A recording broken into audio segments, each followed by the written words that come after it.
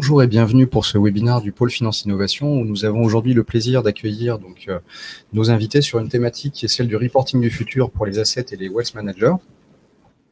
Bienvenue Marc, donc Marc Samama de Société Générale Security Services, directeur d'innovation. Lubomir Fedzora, directeur associé de Adventa, en charge principalement de l'offre Scribe-AM. Alexandre Kandal, donc directeur marketing et commercial de Jump Technology, et Olivier Debeny, directeur et CEO et fondateur de Lingua Custodia. Donc aujourd'hui, on est face à la problématique du besoin croissant de justifier des choix d'investissement qu'on retrouve principalement à travers le reporting. Et c'est sur ce sujet que nos invités vont nous parler aujourd'hui de leurs solutions et également de la façon, du contexte du reporting, la façon dont ce besoin s'est accentué sous la pression de différents acteurs et les solutions qu'ils mettent en œuvre ou les solutions qu'ils déploient. Je vais passer la parole juste avant de commencer, je voulais remercier les collaborateurs de mes invités qui nous ont aidés à préparer ce webinaire, donc Stéphanie Mojno, MD de Lingua Custodia, et Valérie Ashpak, responsable marketing et communication de Jump Technology. Je vais maintenant passer la parole tout d'abord à Lubomir pour nous présenter rapidement Adventa, son offre, puis ce sera Alexandre, Olivier et enfin Marc, non pas son offre, mais son usage du reporting. Lubomir, je t'en prie, à toi la parole. Merci Vincent. Lubomir Fedzora, je suis directeur associé d'Adventa, qui est une fintech spécialisée dans la réalisation des solutions qui tirent profit des technologies d'intelligence artificielle. Donc notre offre Scribe-AM, c'est une solution qui permet de rédiger de façon automatique les commentaires de la performance des fonds d'investissement. Et cette offre a été récompensée cette année par l'AM Tech Day Award d'un prix d'une solution la plus innovante de l'année. Donc Jump Technology, on est un éditeur de logiciels pour les acteurs de la gestion d'actifs. On peut couvrir les besoins des différents acteurs dans ce domaine. On propose une plateforme complète et innovante sur l'ensemble du scope métier des asset managers, donc data management, front, middle, back et reporting. Donc je vais plutôt m'atteler aujourd'hui à parler de la partie reporting sur laquelle on apporte une plateforme complète et souvent on vient se compléter des solutions qui m'entourent aujourd'hui. Et enfin, Olivier Debeny, donc moi je dirais une société qui s'appelle Lingua Custodia, qui est spécialisée dans le traitement automatique des langues appliquées à la linguistique financière. Donc ça veut dire qu'on crée des moteurs de traduction automatique ultra spécialisés par champ lexical pour les différents métiers du secteur de la finance. Donc on va créer des moteurs pour traduire des prospectus de fonds, des commentaires de gestion, des rapports annuels de société, etc., etc. Et donc nos clients sont essentiellement et uniquement des institutions financières. Et Marc Samama, donc je travaille au sein de SG Security Services. On est un acteur régulé. Nos clients sont essentiellement des asset managers, mais aussi des institutions financières, des corporates. On joue le rôle de dépositaire, de conservateur, d'administrateur de fonds. Et à ce titre, on réalise du reporting pour nos clients. Donc ça peut être du reporting de nature commerciale ou marketing, et aussi fréquemment du reporting réglementaire. Merci beaucoup. Donc c'est pour vous dresser le paysage. Juste par rapport à Adventa, Jump et Lingua Custodia, vos trois offres ont été labellisées non pas par le pôle Finance Innovation, mais par les membres de ces comités de labellisation qui sont des pairs de la gestion d'actifs. C'était pour un élément de notre contexte. Maintenant, je vais passer la parole à Marc sur les aspects les constats et tendances. En fait,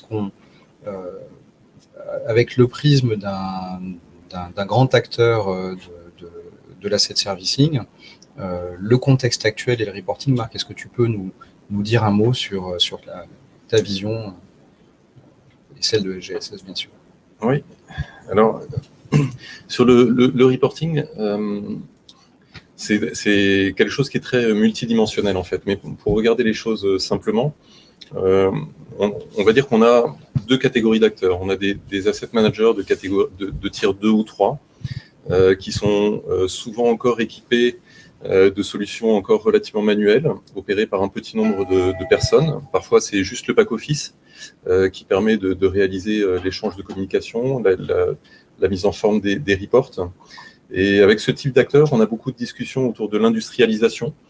Industrialisation pour mieux maîtriser les risques, donc les risques opérationnels, les risques humains, pour sortir le reporting plus rapidement, parfois avec moins d'erreurs. Et puis, parfois, simplement sur des questions de design, de qualité du produit fini. Après, on a des acteurs plus gros qui ont déjà une expérience de l'industrialisation. Et eux, leur préoccupation, c'est souvent la complexité, en fait. Complexité qui peut être d'ordre réglementaire, parce qu'ils distribuent leurs produits dans de plus en plus de pays. Donc, à chaque fois, des disclaimers, des natures d'informations qui peuvent être un petit peu différentes.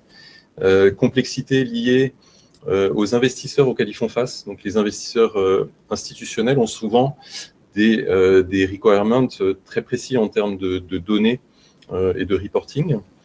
Et puis, complexité liée aussi aux produits. C'est-à-dire qu'à partir d'une certaine taille, je crois que tous les asset managers gèrent du private equity, du real estate, avec des natures de reporting qui peuvent être assez différentes.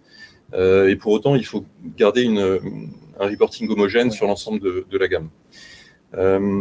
Après, quels que soient les asset managers, il y a des préoccupations qui sont communes à tous. On pourrait citer évidemment l'ESG, une très forte demande des investisseurs, une surveillance de plus en plus accrue du régulateur. On a vu les problèmes de DWS, par exemple, récemment, qui a été accusé de greenwashing. La réglementation n'est pas complètement finalisée. Et donc là, on sent un fort besoin d'accompagnement sur les reportings liés à l'ESG. Un deuxième thème commun à tous, c'est la digitalisation. C'est-à-dire que les PDF, c'est un petit peu le point de passage obligé. Maintenant, tous les asset managers cherchent à avoir des interactions plus digitales avec leurs clients, plus d'interactions. Et puis, troisième thème, et je pense qu'on va beaucoup en parler tous, c'est fondamental, c'est la data. Voilà, je vais m'arrêter là, mais la data, c'est vraiment l'élément essentiel pour un reporting rapide de qualité. Merci Marc pour ce panorama. Louis Beaumien, je t'en prie. Oui, donc je rejoins Marc, j'ai entendu tout à l'heure le mot complexité. Effectivement, on est en face d'une complexité croissante des besoins et des exigences des régulateurs qui s'expliquent par plusieurs facteurs. D'une part, la pression réglementaire et les évolutions réglementaires en termes de reporting financier et extra-financier. D'autre part, par l'abondance et l'explosion des volumes de données et aussi de la recherche de personnalisation, parce qu'on ne peut pas se mettre le même reporting à un client particulier et au client institutionnel. Mais d'autre part, il y a la recherche de simplicité, parce qu'en face de cette complexité, il faut rendre les reportings accessibles, et donc le contenu doit être clair et compréhensible, même par les personnes qui ne maîtrisent pas les outils de production ou qui ne sont pas experts dans le domaine. Aussi, quand je parle de la simplicité, c'est la simplicité de la mise en œuvre de ces solutions. On n'est plus dans un contexte où on peut se permettre des investissements sur des projets informatiques lourds. Et bien évidemment, on parle aussi de la simplicité d'accès à ces rapports et d'intégration avec l'environnement informatique existant de ces sociétés. Et donc, on voit bien qu'on passe d'une vision purement chiffrée, avec les feuilles qui étaient remplies de chiffres, par une étape de data viz qui permettait d'avoir une vision plus visuelle, plus interactive de ces données. Et aujourd'hui, juste un constat, une photo de la situation à un moment donné ne suffit plus. Et donc, c'est pour ça qu'on propose en fait des rapports complets, c'est-à-dire les chiffres qui sont complétés par les graphiques et qui sont accompagnés des commentaires qui sont rédigés, parce que c'est la façon la plus naturelle pour nous de comprendre ce qui s'est passé, qui est les commentaires narratifs. Merci Louis Beaumien. Alexandre, sur cette vision sur Jump, avec notamment Jump Reporting. Oui. Je vais un petit peu paraphraser forcément les propos de Marc et de Lubomir. Moi, je vais essayer de répondre à voir pourquoi, en fait, les assets et les wealth managers, ils vont à revoir leur operating model, en synthétisant certains des besoins qui ont été mis en lumière juste avant. Tout d'abord, l'évolution des besoins des clients. Aujourd'hui, à minima, l'asset et le wealth manager, il doit pouvoir fournir des reporting avec des données précises, complètes, fiables, et un delivery qu'on va dire on time. Ça, c'est vraiment le strict minimum. S'il veut se différencier de ses concurrents, il doit aller plus loin. Ça veut dire qu'il doit aller dans de la donnée ultra personnalisée. Il doit aller également sur des données qui vont être intéressantes pour son client avant même que le client ne lui demande. Et il doit fournir finalement du contenu qui va être engageant pour avoir un échange en fait direct entre le service reporting, le service reporting, c'est aussi les fonctions sales et marketing chez les assets et wealth managers et les clients finaux. Donc on a déjà ces exigences et effectivement on voit nous une tendance sur le reporting de nouvelle génération où les assets et wealth managers souhaitent mettre en place du reporting dynamique avec un accès temps réel auprès des clients, même si aujourd'hui c'est pas forcément quelque chose qui se met vraiment en œuvre. Il y a encore des freins en interne, mais aussi, on va dire, en termes de dynamique de marché pour pouvoir passer ce pas-là. Donc ça, c'est déjà une des premières raisons. Les besoins ont évolué, donc il faut changer son operating model. Et comme l'a souligné Marc, c'est aussi parce que ces besoins ont évolué qu'il faut que l'équipe reporting puisse bénéficier de solutions adaptées à ces besoins. Et aujourd'hui, on voit chez la plupart des assets et wealth managers, ils fonctionnent avec des solutions héritées des besoins passés et à coût, on va dire, de données supplémentaires, de délais plus courts, forcément, ça engendre des process manuels, ça engendre le fait que les équipes de reporting ont le sentiment de travailler sur des tâches à moins forte valeur ajoutée et donc ils doivent réussir à niveler en mettant en place forcément des solutions qui aujourd'hui sont matures pour pouvoir répondre à ces nouveaux besoins. Très bien. Donc, du coup, passer d'une problématique d'incrémentation à une refonte et à une mise à disposition d'informations adéquates avec le niveau d'information requis par l'interlocuteur, qu'il soit end-user, intermédiaire ou demandeur en amont. Exactement. Merci. Olivier, sur les aspects, alors on n'est plus sur la France, on n'est plus sur le client final français avec Lingua Custodia, mais finalement, est-ce que les contraintes sont les mêmes, je dirais dans tous les environnements, avec ce qu'on a vécu actuellement, la crise Covid, ses impacts, ses raisons, est-ce que le niveau de l'information requise va être la même et comment est-ce que vous la restituez ? Alors, avant de répondre précisément à la question, j'aimerais poursuivre sur ce qu'ont dit mes deux petits camarades à droite, sur l'aspect vision aussi du reporting. Parce que moi, il y a 15 ans, j'étais en charge d'une équipe qui définissait la stratégie du reporting chez un grand asset manager. Et du coup, le constat qui est fait, et surtout quand on demande aux clients ce qu'ils voulaient, et c'est ce qu'ils veulent toujours aujourd'hui, le critère important, le critère clé de satisfaction d'un client chez un asset manager, on peut lui demander est-ce que c'est la qualité de la donnée dans le reporting, est-ce que c'est le fait que ça suit bien la régulation, est-ce que c'est le fait que ça arrive à J+3 ou J+5. En fait, lui, quand on lui demande ce qu'il veut, il dit moi, quand j'ai une question, je veux qu'on y réponde et rapidement. Donc, c'est plus la répondre ad hoc query. C'est un autre style de reporting, ça. C'est répondre à des requêtes ad hoc. Et du coup, ça nécessite plusieurs éléments. Ça nécessite de la customisation et de l'accès en direct à la data dont tu as parlé. Ça nécessite aussi le fait de rendre un peu plus, avec du texte, donner un peu plus d'informations sur ce que recherche le client final.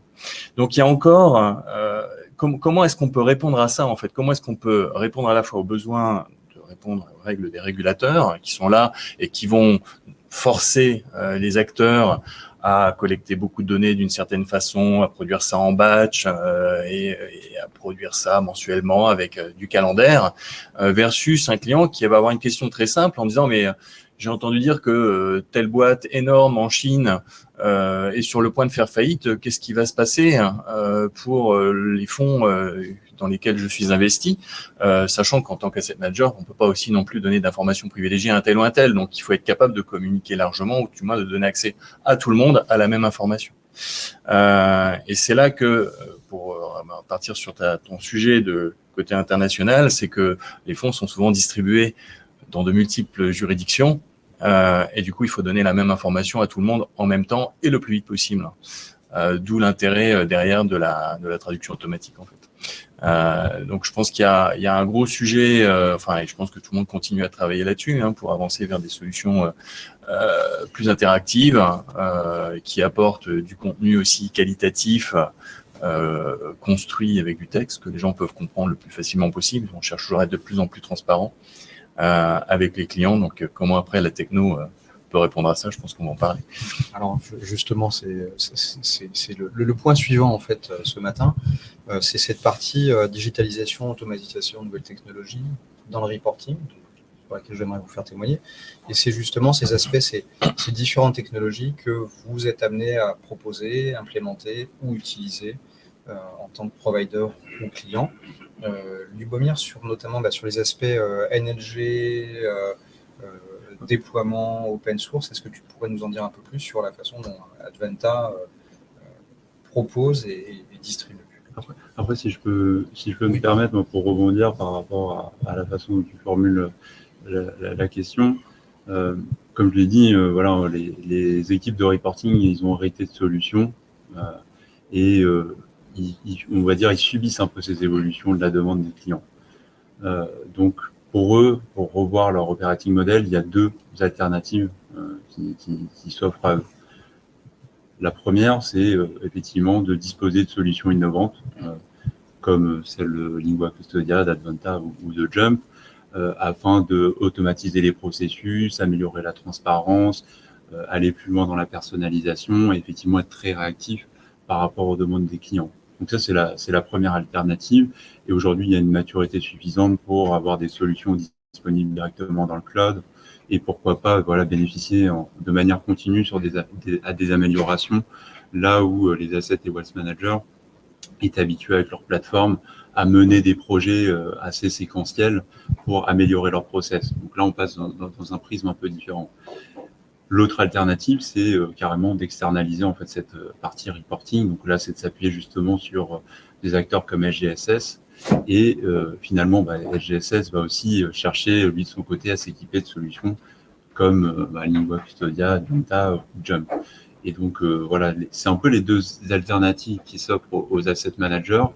Ces solutions sont aujourd'hui suffisamment matures. Il faut qu'ils passent le pas pour rentrer dans ces solutions. Donc, effectivement, Lubomir, toi, tu peux enchaîner sur cette partie que tu connais mieux sur la NLP. Oui, tout à fait. Moi, sur les technologies, en fait, on considère chez Adventa que les technologies apportent principalement deux choses. La première, c'est d'accélérer la mise en place des nouveaux reporting ou des nouveaux modèles de reporting. Et d'autre part, c'est aussi un moyen de se différencier par rapport à la concurrence. Donc, d'apporter quelque chose de disruptif dans la valeur proposée aux clients. Et donc, sur la technologie, effectivement, on est spécialisé dans la NLG, qui permet tout simplement de réduire le temps de production manuelle des rapports considérablement.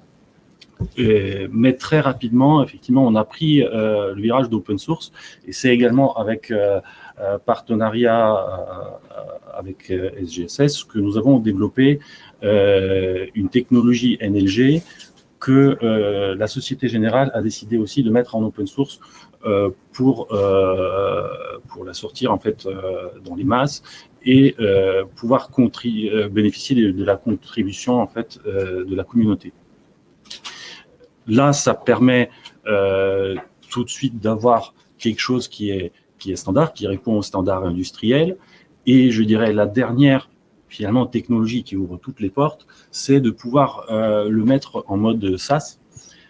Ça, quelque part, ça évite maintenant aux sociétés de développer leurs propres solutions maison, parce qu'on ne peut pas suivre tous les changements et on ne peut pas couvrir tous les aspects aujourd'hui qu'il y a en termes de reporting, mais de pouvoir souscrire et souscrire très rapidement à une offre qui existe sur le marché, ça met la pression aussi sur nous, sur l'évolution tant fonctionnelle que technique de nos solutions et de nos offres, parce que si vous ne le faites pas, les autres vont faire mieux que vous, et le fait de pouvoir souscrire, vous pouvez aussi changer aussi rapidement.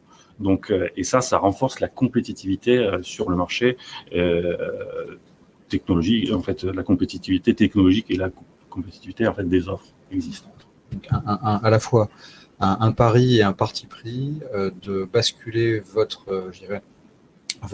la technologie que vous avez développée en open source, pouvoir la partager, finalement permettre à plus d'acteurs d'y adhérer, et la problématique de maîtriser, et là votre cœur de votre richesse, c'est à la fois de maîtriser cet aspect techno et fonctionnel sur la problématique d'implémentation avec vos partenaires. Les deux vont toujours ensemble, effectivement. C'est ça la force de la solution. Sur la problématique, donc côté Lingua Custodia, sur la distribution, sur les problématiques technologiques, Olivier, est-ce que tu peux nous en parler un petit peu? Sur l'aspect technologique, je peux parler rapidement de la technologie de traduction automatique. Tout le monde pense que c'est quelque chose de super simple parce qu'on a accès facilement à Google Traduction aujourd'hui sur Internet. Comment faire pour que ça fonctionne de façon extrêmement pertinente quand on est dans du reporting, dans l'asset management? Et en fait, ce qu'il faut savoir derrière, c'est que ce ne sont que des mathématiques et des statistiques qui construisent, qui servent en fait, on collecte de la donnée linguistique, donc qui va venir de commentaires de gestion, de reporting, d'asset manager, et à partir de cette donnée, donc là aussi c'est de la donnée, nous pour les moteurs de traduction automatique, la donnée de base, ce sont des phrases bilingues. Donc, à partir de millions de phrases extraites de commentaires de gestion, on va pouvoir entraîner des modèles qui vont permettre de donner des traductions bien plus pertinentes immédiatement par rapport à des moteurs génériques qui vont pas savoir si quand on parle de hedge, on parle de et ou de couverture. Et donc, c'est comme ça que la technologie fonctionne aujourd'hui. Elle avance d'année en année. On parle maintenant de réseau de neurones. Et donc, on est passé en mode de deep learning, où on traduit aujourd'hui, tous les outils traduisent phrase par phrase. L'avenir va consister à traduire des documents par document. Aujourd'hui, évidemment, on traduit des documents entiers, mais ils sont coupés par phrase. Donc, l'idée, c'est ensuite de réussir à avoir des modèles beaucoup plus complexes, capables de gérer des interactions sur des documents beaucoup plus larges, d'une centaine de pages, et les traduire d'un bloc. Donc, ça, c'est l'avenir. Il faudra encore quelques années pour arriver là. Et vous y travaillez donc, Ah oui, on a travaux de recherche là-dessus avec le CNRS. Oui. Marc, sur ces aspects, donc en tant qu'asset serviceur, ces aspects technologiques, comment est-ce que vous les abordez? Alors, onboarding ou souscription? On est évidemment très axé sur la technologie aussi, mais on a un positionnement qui est un petit peu différent de mes collègues du panel. C'est-à-dire qu'on ne vend pas de la technologie ou du produit, on vend surtout du service. Et en tant qu'acteur régulé, donc en tant que dépositaire de fonds, en tant qu'administrateur de fonds, on est un petit peu la golden source pour un grand nombre des données du fonds, finalement, vis-à-vis des investisseurs, vis-à-vis du régulateur. Et donc, on se positionne comme partenaire des clients pour leurs besoins de reporting, et on essaye de leur simplifier la vie. Donc finalement, on se voit un petit peu comme des agrégateurs de technologie, c'est-à-dire qu'on va composer à la fois des capacités internes, donc du data lake, nos moteurs de workflow, de l'intelligence artificielle. On va combiner ces capacités internes avec des capacités externes. Donc dès lors qu'il y a des technologies, des outils, et Advanta citait la NLG, donc effectivement on a un partenariat avec Advanta. Dès lors qu'il y a des outils qui ont beaucoup de valeur pour nos clients, qui sont facilement intégrables, bien on peut tout à fait les intégrer et les offrir à nos clients. L'intérêt pour le client, c'est qu'il a une solution qui est un petit peu best of breed finalement, et en même temps qui est très simple, qui est sur étagère et qui va retrouver dans un environnement qu'il connaît, qui est l'environnement de son administrateur de fonds, son dépositaire. On a parlé d'intelligence artificielle dans le cadre des traductions, dans le cadre de la génération automatique de langage. On croit énormément à ces technologies. Nous, on utilise aussi beaucoup l'intelligence artificielle dans la gestion des données. Donc, je parlais tout à l'heure du private equity, du real estate, de l'ESG, qui sont des sujets en très très fort développement. Et là, c'est 70-80% de données aujourd'hui qui sont non structurées. Et donc, on a des clients qui encore font appel à des process très manuels, très lourds, où ils vont chercher, c'est ça exactement, ils vont chercher de la donnée dans de l'open data, dans les rapports annuels des sociétés dans lesquelles ils investissent, par exemple, pour extraire quelques data points. Donc, c'est des process très lourds. Et donc, la proposition de valeur qu'on leur offre aussi là-dessus, c'est indiquez-nous les sources de vos données, les data points qui vous intéressent. On va aller les chercher pour vous avec l'assistance de l'intelligence artificielle et on vous mettra ces données à disposition pour vos reports, pour vous aider dans vos décisions d'investissement, par exemple. Très bien, merci beaucoup. Donc, à la fois du in-house et de la collaboration. Effectivement, comme Marc le disait, on est tous d'accord autour de la table, c'est un point de sujet très fréquent lorsqu'on discute avec nos clients, c'est que le reporting va avec la donnée. Donc, on ne peut rien faire sans données, c'est comme une Ferrari sans son moteur, on peut faire une belle carrosserie, mais s'il n'y a rien dedans, ça ne sert à rien. Donc, l'objectif, effectivement, en reporting, c'est de travailler beaucoup sur la donnée, sur la qualité de ces données, sur la gouvernance de ces données, et donc, en fait, quand on commence presque tous nos pitchs, lorsque c'est concentré sur le reporting, c'est quelles sont vos sources de données, est-ce que vous avez déjà fait un travail sur la qualité de ces données, et pourquoi pas proposer des solutions que nous, on peut avoir ou qui peuvent venir de partenaires, mais en tout cas, c'est un prérequis pour pouvoir travailler ensuite sur le reporting. Et effectivement, ça devient de plus en plus dur par rapport à la diversité des données qui sont à traiter et le volume de données qui est à traiter. La gestion des golden data en amont, au-delà du reporting. Du coup, donc on a parlé de ces problématiques en fait, à la fois technologiques, sourcing du reporting. J'aimerais aborder avec vous l'aspect qui est finalement les gains et apports de ces nouvelles technologies que vous proposez ou que vous vivez. Donc en Alexandre Lubomir, donc sur la problématique d'automatisation, est-ce que tu peux nous dire quels sont finalement les gains que les clients d'Adventa perçoivent? Alors oui, un petit retour d'expérience de nos clients. Il y a deux aspects. Le premier, bien évidemment, ils jugent par l'aspect économique, c'est-à-dire les apports financiers. Là, il y a deux choses. La première qui est la réduction des coûts de production de ces rapports. Plus on automatise, il devient moins cher. Et donc, le ROI, si je prends la solution Scribe-AM, le ROI est inférieur à 1 an à partir de la mise en service de la solution. Et d'autre part, la réduction du time to market. Donc là, effectivement, sur la partie vraiment rédaction de commentaires, c'est quasi instantané. Après, bien évidemment, on est dépendant toujours des données et de la fréquence avec lesquelles ils sont rafraîchis et avec lesquels vont arriver les commentaires. Pour parler d'autres gains qui ne sont pas que quantitatifs, donc sur la qualité, ça permet de répondre en fait aux exigences de qualité et de conformité sur les documents qui seront rédigés. D'une part, parce qu'on réplique l'expertise métier, quand on rédige ces commentaires, on s'appuie donc sur des règles métiers, et d'autre part, c'est des solutions qui sont auditables, où la traçabilité est assurée de la donnée au commentaire qui est rédigé. Et ce qui contribue également à la qualité des rapports rédigés, c'est la standardisation et l'uniformisation des commentaires. Du moment où on utilise un modèle qui était conçu avec les spécialistes d'investissement, on peut assurer que tous les commentaires respecteront les standards internes. Et c'est plus un gérant qui va rédiger avec son propre style les commentaires. Harmoniser. Côté Jump, pour rappel, nous propose une plateforme complète sur la partie reporting qui permet à la fois de créer très rapidement des modèles personnalisés par rapport à ce que le client pourrait demander, mais aussi de industrialiser et piloter la production de ces reporting, qu'ils soient clients, réglementaires ou internes. Donc, on fait déjà pas mal de choses sur la partie reporting.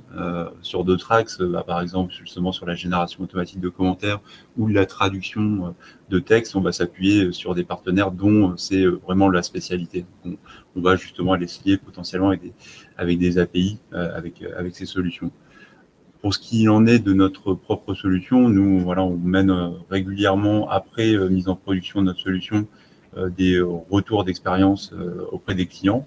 Ce qu'il en ressort, c'est des réductions de délais importantes de production de rapports, surtout pour les rapports périodiques, où il y en avait certains qui étaient à des délais qui étaient à J+5 ou J+7, et là, ils arrivent à basculer sur des J+2 ou J+3. Il y a également une amélioration de la qualité des reporting, puisque notre designer basé sur la technologie Microsoft Office plus l'intelligence que nous on peut mettre dans le domaine de l'asset management permet de créer des rapports avec un contenu riche, précis et sur lequel on peut faire en quelque sorte du drill down au niveau de la data. Donc naturellement ça va améliorer la satisfaction client. Premièrement, ça c'est un point essentiel, mais les clients des asset managers, ça va permettre d'augmenter la productivité. Donc clairement, nous on a des retours qui varient entre plus 50% à plus 100% de la productivité par personne dans le service reporting, ce qui en plus permet à ces équipes reporting de travailler sur des reporting à forte valeur ajoutée. Et donc au-delà, on va dire des traditionnels ROI économiques, gains de productivité. Nous, on a aussi des excellents retours sur la fidélisation des équipes. Sur l'aspect humain et sur l'augmentation de la qualité du travail intrinsèque des ressources et non plus de la collecte de l'agrégation. Exactement, parce qu'il y a, on va dire qu'il n'y a rien de pire que de recevoir des exigences supplémentaires et d'alourdir le process manuel ou la quantité de travail à réaliser. Tout le monde veut travailler sur des travaux à forte valeur ajoutée, donc si toute la chaîne est automatisée, alors ensuite, on peut passer effectivement sur de la création de contenu et naturellement enrichir l'expérience client puisque on va plus interagir avec les clients, on va pouvoir se concentrer là-dessus. Et de notre côté, notre technologie est accessible par deux biais, soit par une plateforme en ligne, tout le monde fait, et également par API pour pouvoir nous connecter avec des solutions comme celle de Jump ou avec d'autres plateformes dans lesquelles on est déjà connecté aujourd'hui aussi. Et nos clients, pour revenir sur le fameux triptyque, il y a l'aspect rapidité, ça leur permet d'aller 4 à 5 fois plus vite pour sortir ce qu'ils veulent sortir en multilingue. L'aspect coût, réduction de coûts, qui permet là aussi de diviser les coûts par 3 ou 4. Et sur l'aspect qualité, alors l'évaluation de la qualité dans la traduction est ultra subjective, c'est quelque chose, il y a des vrais travaux de recherche là-dessus. Mais disons que lorsqu'on traduit toujours la même chose de la même façon chez un client, c'est déjà un indicateur de qualité et c'est là où la technologie aide à avoir cette consistance là-dessus. Donc voilà pour ce que la technologie de traduction automatique spécialisée peut apporter. Dans la gestion. Marc, en tant que, on va dire à la fois producteur, distributeur et client, donc sur les différents aspects. Alors, moi, je souscris complètement. On a les mêmes constats sur une industrialisation bien menée qui peut apporter des gains d'efficacité opérationnelle, une meilleure qualité, une fidélisation des équipes. Sur les bénéfices pour les clients de nos clients, finalement, et en particulier les investisseurs institutionnels, ce qu'ils recherchent, et Olivier l'a cité tout à l'heure, c'est plus de réactivité, plus d'accès à la donnée.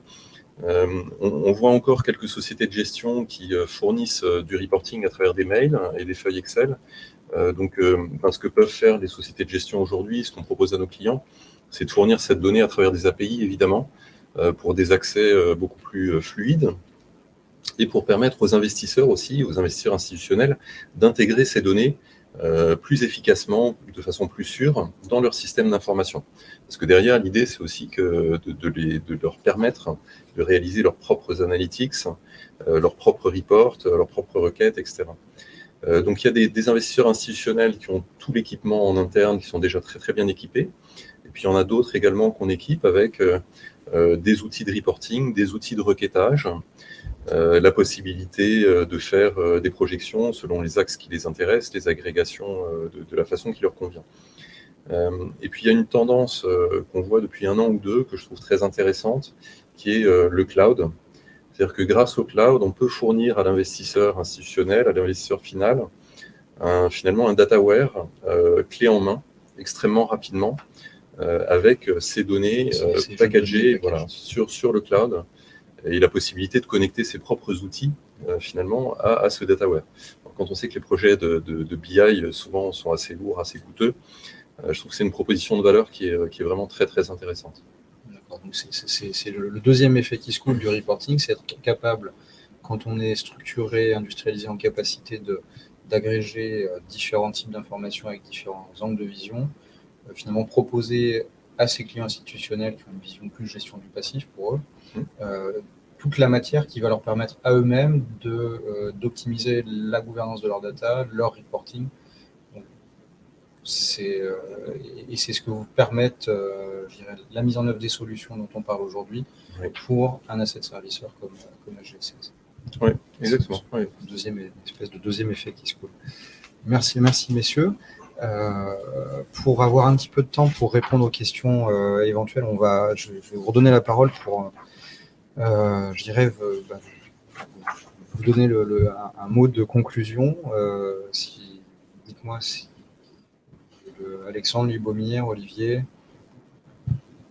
Vous voulez, moi je pense que en guise de conclusion, c'est plus pour séquencer aussi l'évolution du reporting, parce qu'en fait le reporting, on en a parlé pas mal de fois, mais c'est ni plus ni moins que de la donnée telle qu'on souhaite qu'elle soit consommée par son destinataire final. Donc ça c'est extrêmement important à le comprendre. Et dans l'évolution du reporting, ce qu'on a pu voir à travers le temps, c'est qu'il y avait un reporting un peu 1.0 où on avait un reporting standardisé, industrialisé, et globalement on envoyait finalement ce rapport qui, on en parlait tout à l'heure, n'est pas toujours bien consommé finalement par les clients. Le deuxième volet du reporting, c'était finalement d'apporter des solutions à chacun des services qui sont en interaction client. Donc globalement, il y avait les équipes reporting qui se battent de leurs solutions, les équipes sales aussi qui ont leurs propres solutions, les équipes marketing qui ont leurs solutions, et finalement, ils communiquent peut-être pas de la même façon parce qu'ils n'ont pas forcément les mêmes données, les mêmes biais d'interprétation de cette donnée. Donc là, on bascule, nous on constate sur en fait des reporting des solutions reporting 3.0 où c'est plutôt des plateformes, des hubs centrales pour traiter tout le reporting, et finalement toutes les personnes qui interagissent avec le client sont connectées à cette plateforme où les données sont branchées, et chacun en fait en fonction de ses usages va pouvoir utiliser différentes fonctionnalités. Le reporting industriel pour tout ce qui est standard en termes de production mensuelle, annuelle, trimestrielle, et qui va être envoyé par mail ou par d'autres biais.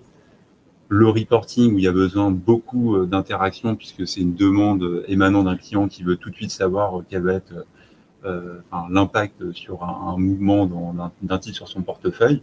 Et donc là, il faut effectivement, par exemple, des outils de data visualisation où on peut très rapidement extraire la donnée et potentiellement la transmettre à son client, soit en mode brut, parce qu'il l'accepte tel quel, soit en le retravaillant avec un petit peu de design dans un designer de rapport. Donc, c'est ça aussi l'essentiel. Il faut penser en fait à la finalité et effectivement, comme cela a été souligné, de réussir à avoir une cohérence dans la communication, que ça soit cross-border ou cross-service surtout, parce qu'il n'y a rien de pire que d'avoir une information émanant d'un service sales qui soit incohérente par rapport à celle produite par le service reporting. Pour continuer, moi je vois également l'évolution de l'utilisation en fait des reporting. Ce n'est pas suffisant aujourd'hui de produire juste un constat à date d'une situation.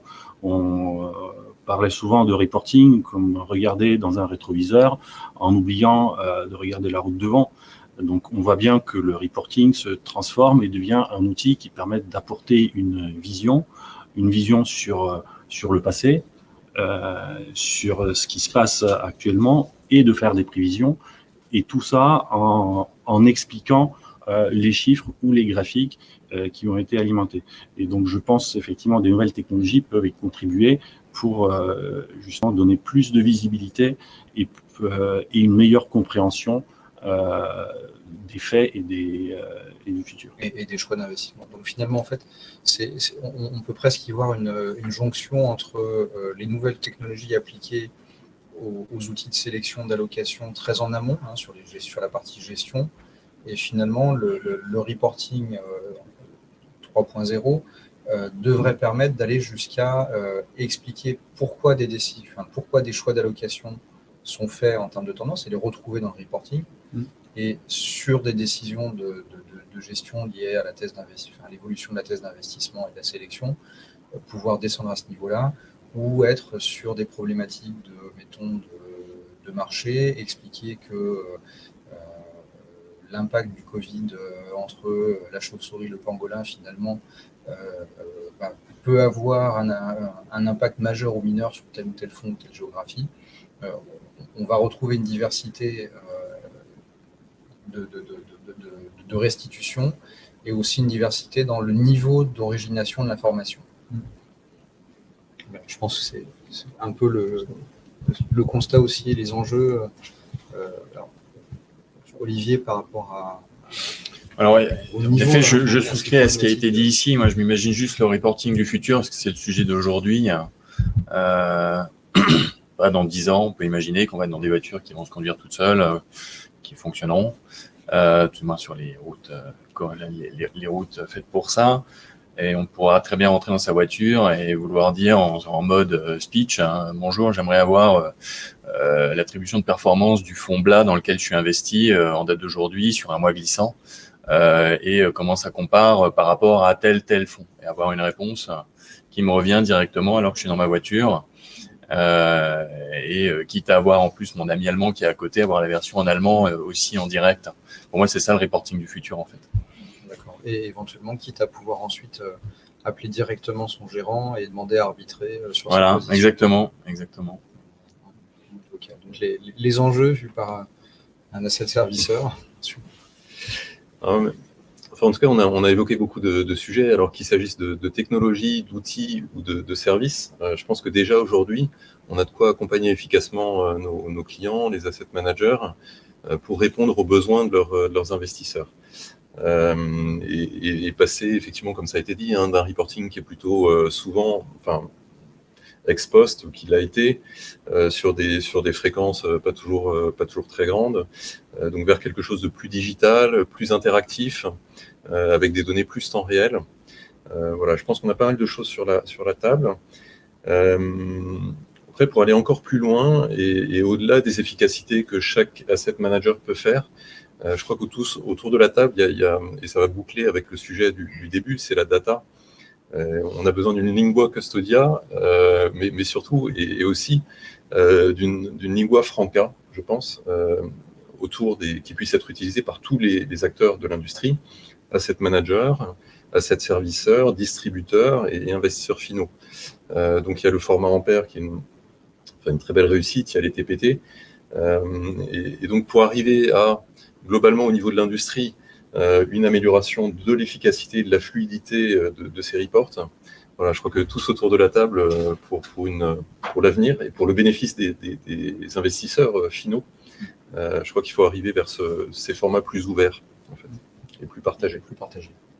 Et cette collaboration se reflète ici aussi également, parce qu'on a tous des solutions qui peuvent travailler les unes avec les autres, ce qui permet d'apporter justement un gros plus aux utilisateurs finaux.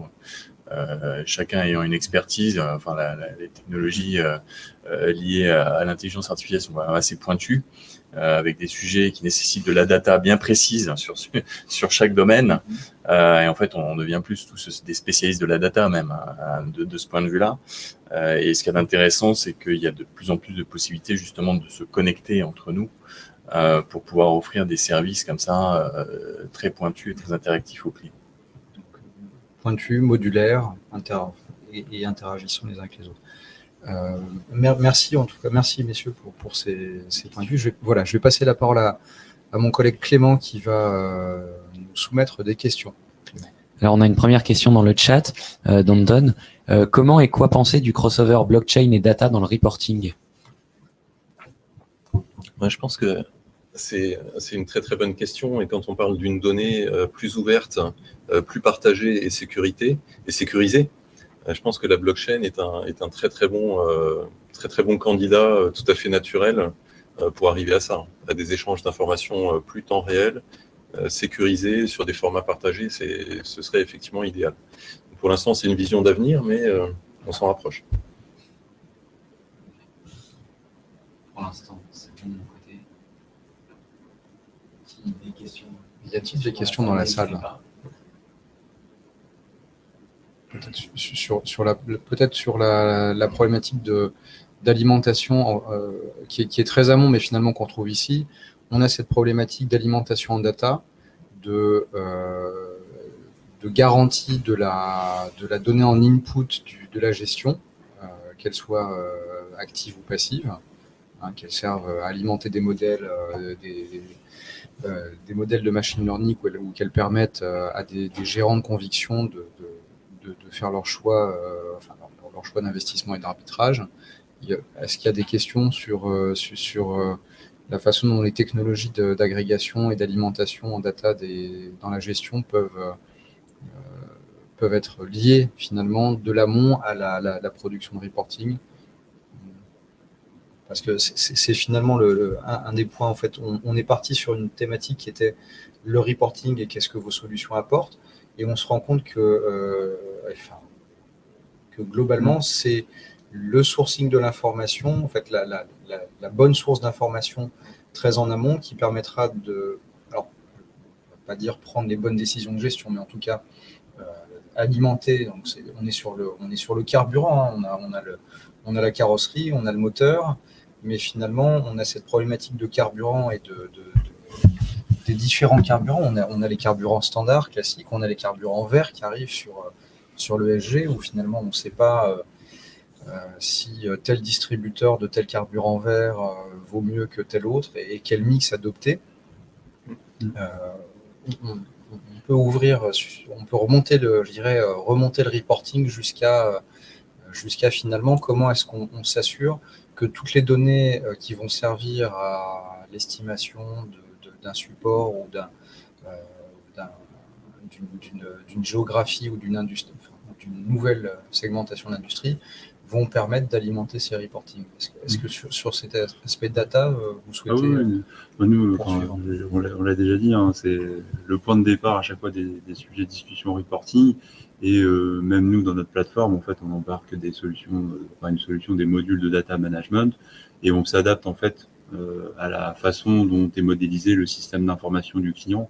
Donc, soit on peut être en quelque sorte esclave, donc ça veut dire qu'il a déjà mené tout ce chantier de data management en amont, donc il a son data lake où il s'assure de la qualité des données, il a ses workflows de validation de data. Et on reçoit ces données et on s'en sert uniquement en reporting pour de la data visualisation, ou de la génération de rapports. Soit on peut se mettre dans un mode maître où l'acteur en question n'est pas équipé de solutions de data management. Et à ce moment-là, on vient mettre cette brique pour avoir tout le côté référentiel de données, gestion de la qualité des données, workflow de validation de ces données.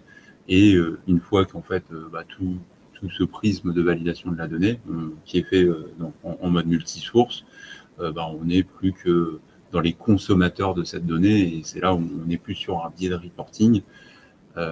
Après, il y a aussi des notions de calculatoire où effectivement on peut apporter des données qui sont déjà calculées de l'extérieur ou les calculer directement dans cet outil de reporting. Et par exemple, sur l'attribution de performance, se dire pourquoi pas aller plus loin, s'appuyer sur une solution comme celle d'Advanta avec Scribe-AM, où on pousse les données d'attribution de performance pour recevoir automatiquement les commentaires de gestion qui vont s'alimenter dans un écran web que le gérant va pouvoir très rapidement lui-même valider, partager, le modifier et ensuite l'envoyer au client cible ou au consommateur de ces reporting. je pense qu'on est arrivé au stade où il ne faut pas plus d'informations, il faut plutôt une meilleure information, plus pertinente et qui arrive presque à la demande ou au bon moment. Et avec cela, tous les process aval, je veux dire que ce soit la rédaction des commentaires ou la traduction de ces commentaires pour le client final, nous, on sera à les assurer presque en temps réel. Après, le sujet de la data, il y a un bon exemple qui est le sujet ESG du moment. Il y a encore un gros travail à faire pour aligner ce que l'on entend par différents concepts où il y a encore du boulot à faire. Nous, on le voit même, on a produit il n'y a pas longtemps un moteur de traduction automatique dédié à tout ce qui est l'ESG, sachant que ça va au-delà du champ financier qui nous sort un petit peu de notre domaine. Mais c'est là où on s'est aperçu que les traductions, par exemple, de l'anglais vers le français de certains termes varient énormément et que les gens ne sont pas encore complètement alignés sur les taxonomies. Voilà, sur tous ces aspects au-delà des concepts, même des termes derrière. Donc, quand c'est déjà comme ça au niveau du langage, on imagine ce que c'est aussi, qu'au niveau de la data, c'est pas encore trop clair non plus. Il y a encore beaucoup il y a du travail d'unification à faire. Là-dessus, c'est en cours. Hein. Donc, vous êtes d'ailleurs, j'en profite, il me semble qu'il est, il peut être testé ce moteur. Oui, il est sorti. Il est sorti à disposition. Toutes les solutions autour de la table peuvent être testées. Hein. Bien sûr. Oui, mais ce n'est pas une solution. C'est un moteur qui est encore qui est sorti en production. Oui, il est sorti en production. Il est utilisé par nos clients. On avait parlé il y a quelques mois déjà. À l'époque, c'était en phase de lancement. Mais écoutez, donc, messieurs, merci beaucoup. Je pense que ça. Ah, pardon. Une question d'Emmanuel. Quel rôle peut jouer la Decentralized Asset Management ou Decentralized Finance dans le cadre de l'asset management, selon vous? C'est pour Marc, ça. Alors, je pense que c'est une question qui rentre un petit peu, qui est un petit peu à côté du thème d'aujourd'hui sur le reporting, mais on peut imaginer que dans quelques années, nos clients, les asset managers, vont utiliser de plus en plus la finance décentralisée. Et il faudra être capable de reporter sur ces nouveaux types d'investissements. Mais ce qu'on voit dès aujourd'hui, c'est finalement un lien qui se fait petit à petit entre la finance traditionnelle et la finance décentralisée.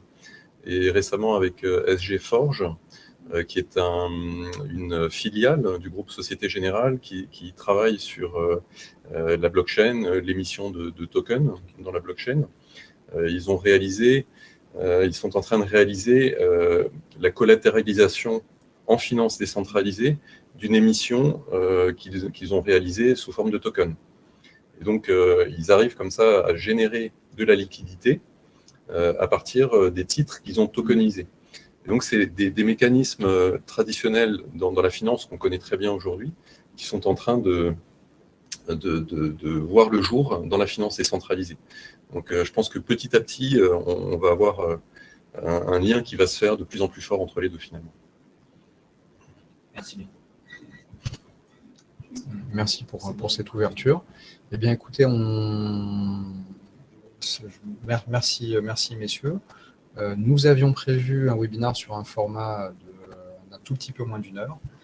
Je vous invite, si vous le souhaitez, à contacter directement nos invités, donc par la suite, pour en savoir plus sur leurs activités, leurs solutions et la façon dont vous pourrez les implémenter et collaborer avec eux pour optimiser et améliorer vos reporting et les outils à destination de vos clients. Merci messieurs et à très bientôt sur les webinaires Finance Innovation. Merci.